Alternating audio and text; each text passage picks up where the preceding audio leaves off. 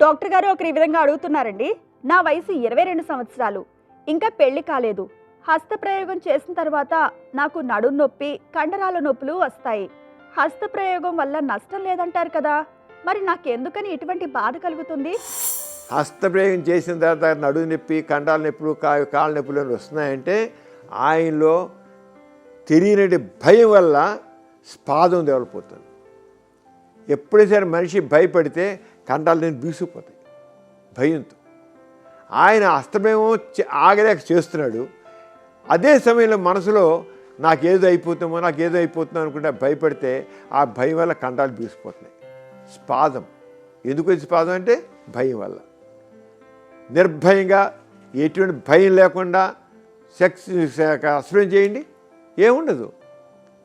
భయంతో చేయబట్టి కండరాలను బీసిపోతున్నాయి, అంతకంటే ఏం లేదు. హస్తప్రయోగం చేయడం వల్ల ఎటువంటి నష్టం లేదు. ఆయనకి నొప్పులన్నీ కూడా భయంలోంచి స్పాదం రాబట్టి అలా వస్తుంది, అంతకంటే ఏం కాదు. మీకు కూడా లైంగిక సమస్యలు కానీ సంతానలేమి సమస్యలు ఏమైనా ఉంటే మీ సమస్యలను వాట్సాప్ ద్వారా పంపచ్చు. 8008532087 అనే నెంబర్కి వాట్సాప్ చేయండి.